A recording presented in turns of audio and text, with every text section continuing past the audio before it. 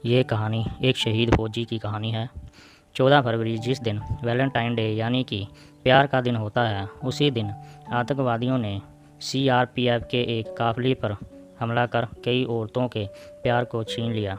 इस हमले की वजह से पूरा देश रोया, क्योंकि इस हमले में 44 जवान, किसी का भाई, किसी का सुहाग और किसी का बेटा शहीद हुए हैं। इसमें कोई शक नहीं है कि इन जवानों पर हुए हमले की वजह से पूरा देश दुखी है, लेकिन जो दुख इन जवानों के घर वालों को है, उसके सामने हमारा दुख कुछ भी नहीं है। कोई भी आम आदमी ये समझ सकता है कि जब किसी के घर मातम छाता है तो सिर्फ आंसू नहीं, दिल भी रोता है। इस हमले की खबर जैसे कि इनके घर वालों को मिली, उसकी पूरी ज़िंदगी ही तहस नहस हो गई। आज हम आपको पुलवामा में हुए आतंकी हमले में शहीद मनोज कुमार की कहानी बताने जा रहे हैं।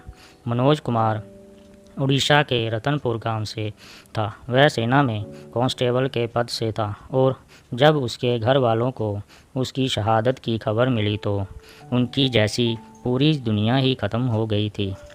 मनोज कुमार सीआरपीएफ के 16 बटालियन में कांस्टेबल के पद पर थे। उनकी पत्नी का नाम निर्मला था। वह दोनों का विवाह 2017 में हुआ था।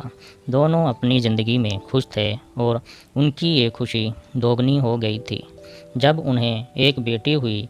14 फरवरी को सुबह 3 बजे मनोज कुमार ने अपनी पत्नी को फ़ोन करके बताया था कि उनका काफ़िला श्रीनगर के लिए बस निकलने ही वाला है, और ये खबर सुन उनकी पत्नी खुश भी थी। यही नहीं, मनोज ने ये भी कहा था कि वहाँ पहुँचने के बाद दोबारा फ़ोन करूँगा, लेकिन किस्मत को कुछ और ही मंजूर था। जब उनका काफ़िला श्रीनगर से निकला, उसके कुछ ही देर बाद एक आतंकवादी ने अपनी कार में भारी मात्रा में विस्फोटक लिए एक ट्रक को टक्कर मार दी।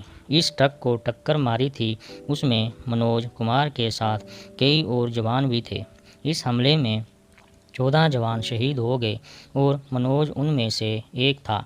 उधर मनोज की पत्नी को जब इस हादसे का पता चला तो वह बेसुध सी हो गई और एक पल के लिए तो हक्की बक्की रह गए, क्योंकि उन्होंने अभी कुछ ही देर पहले तो अपने पति से बात की थी। मनोज की पत्नी के लिए इस बात पर विश्वास करना बहुत ही मुश्किल था, लेकिन ये सच्चाई थी। मनोज दिसंबर 2018 में छुट्टियों पर घर आया था। वह 16 जनवरी को ही उन्होंने अपनी बेटी का पहला जन्मदिन भी मनाया था।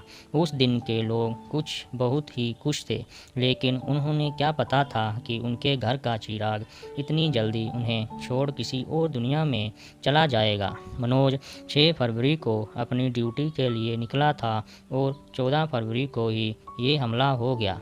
भगवान मनोज कुमार की आत्मा को शांति दे। जय हिंद। दोस्तों, ये कहानी आपको कैसी लगी? अच्छी लगी हो तो चैनल को सब्सक्राइब कर देना।